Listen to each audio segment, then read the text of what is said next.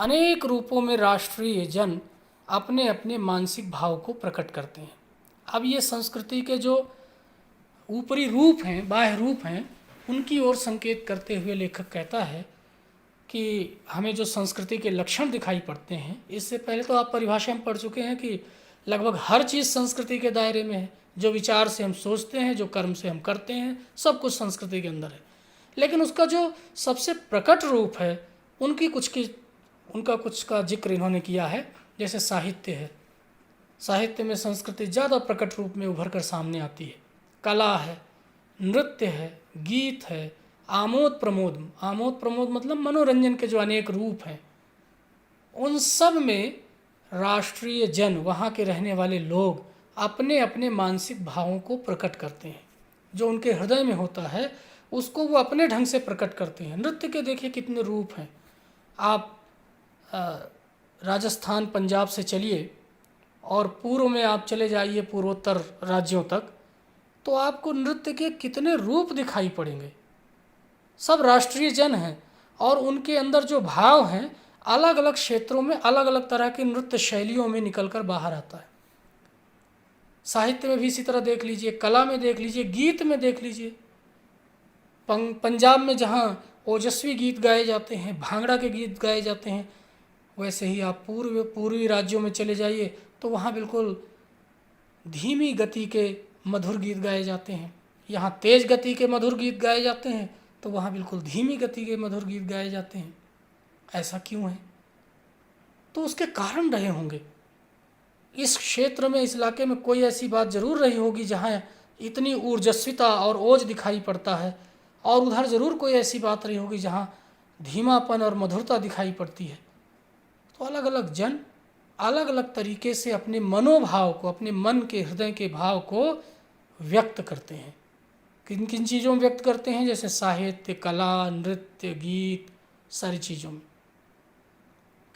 आत्मा का जो विश्वव्यापी आनंद भाव है वो इन विविध रूपों में साकार होता है। दुख तो सबका एक है, सुख सबका एक है, लेकिन अलग अलग परिस्थितियों के कारण आत्मा के ये दुख सुख मानसिक भाव अलग अलग रूपों में दिखाई पड़ने लगते हैं। जो मूल भाव हैं वो तो धरती के हर प्राणी में है। प्रेम, क्रोध, गुस्सा, उत्साह, वीरता, जिन्हें काव्यशास्त्र में स्थायी भाव कहा जाता है, रस कहा जाता है, वे तो हैं, सब जगह हैं। लेकिन उनकी जब अभिव्यक्ति होती है, अभिव्यक्ति का मतलब जब वो प्रकट होते हैं तो अपने अपने वातावरण के अनुसार, अपनी अपनी परिस्थितियों के अनुसार वो अलग अलग तरीके से प्रकट होते हैं। वो भी संस्कृति का हिस्सा है। यद्यपि बाह्य रूप की दृष्टि से संस्कृति के ये बाहरी लक्षण अनेक दिखाई पड़ते हैं, किंतु आंतरिक आनंद की दृष्टि से उनमें एक सूत्रता है। वही बात फिर दोहराई है उन्होंने कि बाहर से तो हम इनके अलग अलग रूप देखते हैं, लेकिन अंदर अगर हम देखें तो आनंद जो पंजाब के लोगों को मिलता है वही आनंद जाकर के मणिपुर वाले लोगों को ही मिलता है।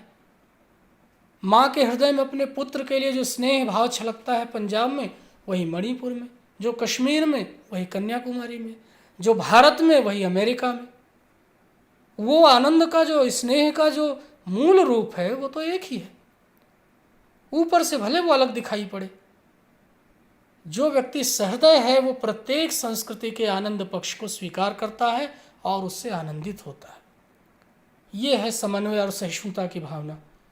जिसका हृदय विशाल है, संकुचित नहीं है, कुटिल नहीं है, वो व्यक्ति सभी तरह की संस्कृतियों का आनंद उठाता है और उन संस्कृतियों से प्रभावित होता है।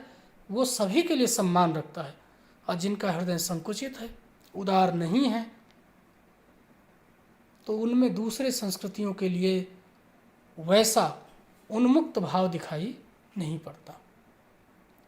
इस प्रकार की उदार भावना ही विविध जनों से बने राष्ट्रीय संस्कृति के लिए या राष्ट्र के लिए आवश्यक है। ये बहुत आवश्यक लक्षण है। कोई भी राष्ट्र तभी आगे विकसित हो सकता है, उसका स्वास्थ्य बना रह सकता है, जब इस प्रकार की उदार भावना हो। विविध जनों से बने हुए राष्ट्र के लिए, जहाँ अनेक प्रकार के लोग रहते हों, वहाँ समन्वय और सहिष्णुता तो स्वभाव होना चाहिए सबका। दबाव नहीं, स्वभाव, ऊपर से नहीं, हृदय से, वो राष्ट्र आगे जाएगा। गांव और जंगलों में स्वच्छंद जन्म लेने वाले लोकगीतों में, तारों के नीचे विकसित लोक कथाओं में संस्कृति का अमित भंडार भरा हुआ है। वहाँ से, जहाँ से आनंद की भरपूर मात्रा प्राप्त हो सकती है। राष्ट्रीय संस्कृति के परिचय काल में उन सब का स्वागत करने की आवश्यकता है। लेखक यहाँ कह रहा है, गांव हो, जंगल हो, शहर हो, लोकगीत हो या लिखा हुआ साहित्य हो, लोक कलाएं हों। लोक कलाएं क्या होती हैं? जो गांव में सामान्य जन के द्वारा जो कलाएं विकसित की जाती हैं, चाहे वो गाना हो, चाहे वो नृत्य हो, चाहे उनकी कलाकारियाँ हों। आप चले जाइए भारत के विभिन्न कोनों में, जो आदिवासी समाज के लोग हैं, उनके दीवारों पर आप एक से एक चित्रकारी देखेंगे। वो लोक कलाएं हैं। वे लोक कलाएं जो लोक में प्रचलित हैं, सामान्य जन के बीच प्रचलित हैं, जो केवल शिक्षित सुशिक्षित लोगों के बीच प्रचलित नहीं है, और जिसका कोई एक निर्माता नहीं है। वो न जाने कब से और किन लोगों ने उन कलाओं का विकास किया है और वो आगे बढ़ रही हैं। तो इस तरह की जो लोक कलाएं हैं, लोकगीत हैं, इनमें भी संस्कृति के तत्व, वहाँ के लोगों के जीवन जीने का जो भाव है, वो सुरक्षित है। हमें उसको भी महत्व देना है, और तब तो अवश्य महत्व देना है जब हम एक नए राष्ट्र के विकास के लिए तत्पर हों। और ये निबंध लिखा गया था 1949 ईस्वी में। भारत को आज़ाद हुए कुल 2 वर्ष हुए थे। तो सुझाव देते हैं कि हम एक नई राष्ट्रीय संस्कृति का निर्माण कर रहे हैं, एक नए राष्ट्र की शुरुआत कर रहे हैं। भले ये राष्ट्र बहुत पहले से रहा, लेकिन एक मोड़ पर वो सदियों की गुलामी छोड़ करके, बेड़ियां तोड़ करके आगे बढ़ने को आतुर है। तो एक नयापन है, और इस नएपन में हमें इन सभी बातों का ध्यान रखना है। पूर्वजों ने चरित्र और धर्म विज्ञान, साहित्य, कला और संस्कृति के क्षेत्र में जो कुछ भी पराक्रम किया है, उस सारे विस्तार को हमें गौरव के साथ धारण करते हैं और उसके तेज को अपने भावी जीवन में साक्षात देखना चाहते हैं। हमारे पूर्वजों ने अपने चरित्र के द्वारा, धर्म विज्ञान के द्वारा, साहित्य और कला के द्वारा, संस्कृति के क्षेत्र में, मतलब जीवन जीने की जितनी भी युक्तियां हैं, जो कुछ भी उन्होंने किया है, और उसमें जो सबसे अच्छा किया है, पराक्रम किया है, सुंदर किया है, उस सारी सुंदरता को, उस सारे अच्छे कार्य को हमें सम्मान के सहित गौरव के साथ ग्रहण कर लेना चाहिए, और उसके तेज को, उसमें से जो अच्छाइयाँ हैं, उसको अपने भावी जीवन के लिए, अपने भविष्य के लिए सुरक्षित करना चाहिए। उसके सहारे, उसके आधार पर एक नई राष्ट्रीय संस्कृति का निर्माण करना चाहिए। परंपरा और प्रगति, ये दोनों एक दूसरे से जुड़े हुए हैं। पिछली बातों को सबको खत्म करके हम आगे नहीं बढ़ सकते।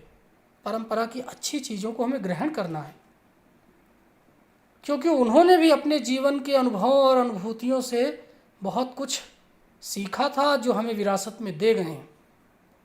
उसे ग्रहण करते हुए भविष्य के जीवन के लिए अच्छा सोचें। ये किसी राष्ट्रीय जन का कर्तव्य है, वहाँ के रहने वाले लोगों का कर्तव्य है। यही राष्ट्र संवर्धन का स्वाभाविक प्रकार है।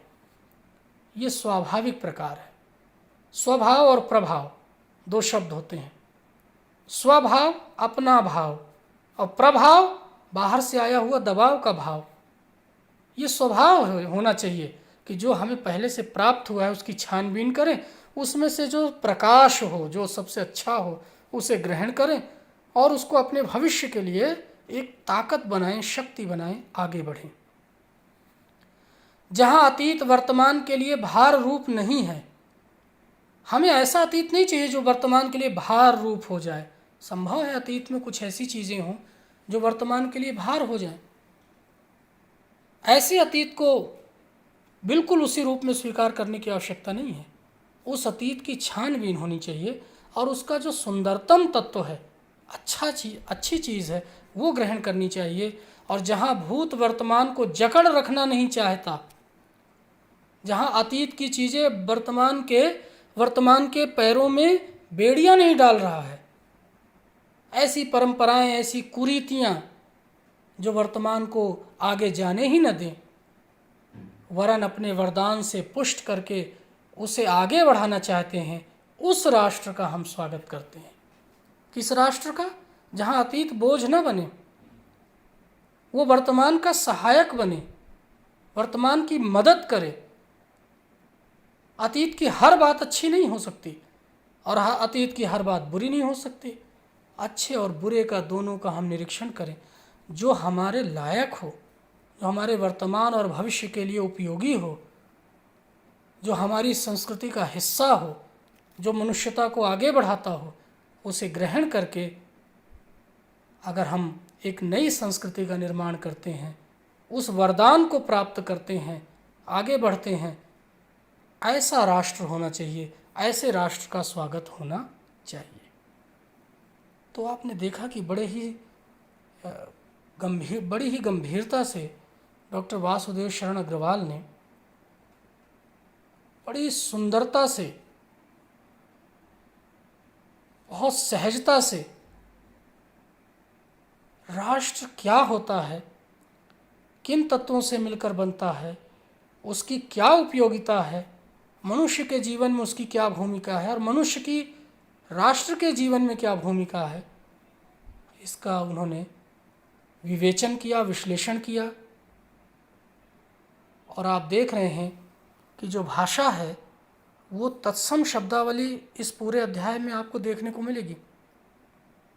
भाषा में 3 तरह की शब्दावलियों का इस्तेमाल होता है।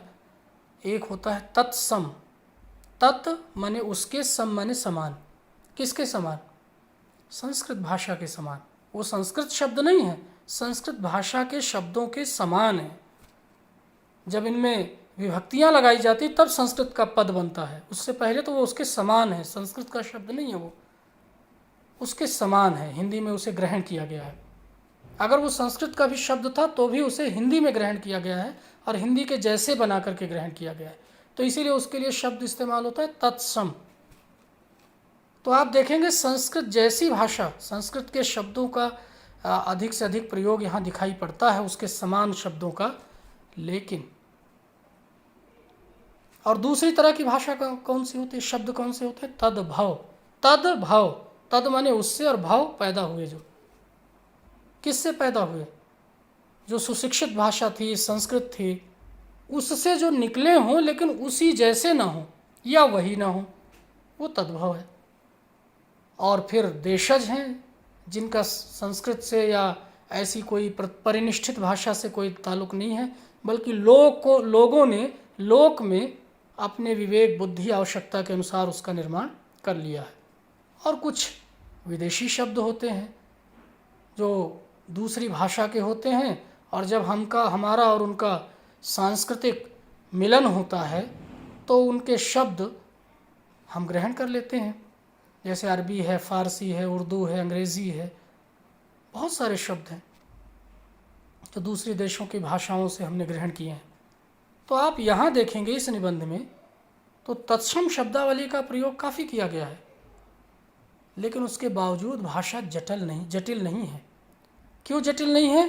क्योंकि वासुदेव शरण अग्रवाल के विचारों में कोई जटिलता नहीं है। जब विचार जटिल होंगे तो भाषा भी उलझने वाली और उलझाने वाली होगी। और विचार जब निश्चल और बिल्कुल साफ सुथरे निर्मल जल की तरह स्वच्छ हैं, स्पष्ट हैं, पारदर्शी हैं, तो फिर वो भाषा भी वो विचार उसी प्रकार के ग्रहण करते हैं। तो आपने ये देखा कि किस प्रकार से उन्होंने 3 अंगों को राष्ट्र का स्वरूप माना, उन्हीं से मिल करके बनने वाले राष्ट्र को वास्तविक राष्ट्र कहा है। और बहुत सारे उन्होंने सुझाव दिए हैं कि विविध जनों से बने हुए देश को किस प्रकार से व्यवहार करना चाहिए कि वो राष्ट्र बन जाए। किसी राष्ट्र के लिए जो विविधता से पूर्ण हो, संयम, सहिष्णुता और समन्वय का प्रयोग करना चाहिए। उसके बिना उस राष्ट्र की सहजता और स्वाभाविकता सुरक्षित नहीं रह सकती है। तो प्रिय छात्रों, ये हमने राष्ट्र का स्वरूप निबंध की विस्तार से व्याख्या देखी है। अब इससे संबंधित कुछ प्रश्न भी आपको दिए जाएंगे और आपको परखने की कोशिश की जाएगी कि आपने इस व्याख्या को कितना समझा है और राष्ट्र का स्वरूप की जो अवधारणा है डॉक्टर वासुदेव शरण अग्रवाल की, वो आपके मनोमस्तिष्क में किस प्रकार से उभरती हुई दिखाई पड़ती है। तो उसको हम इस प्रक्रिया को, इस अभ्यास प्रक्रिया को करेंगे और उसके बाद फिर एक नए अध्याय के साथ, काव्यांजलि के एक नए अध्याय के साथ आपके समक्ष उपस्थित होंगे। तब तक के लिए आप इजाज़त दीजिए और समाप्ति पर आप ये देख सकते हैं पुनः डॉक्टर वासुदेव शरण अग्रवाल की वही छवि, जिस छवि की चर्चा हमने पहले वीडियो में, इस व्याख्यान श्रृंखला के पहले वीडियो में की थी। तो इसी के साथ ये प्रकरण समाप्त होता है, ये अध्याय समाप्त होता है। इससे जुड़े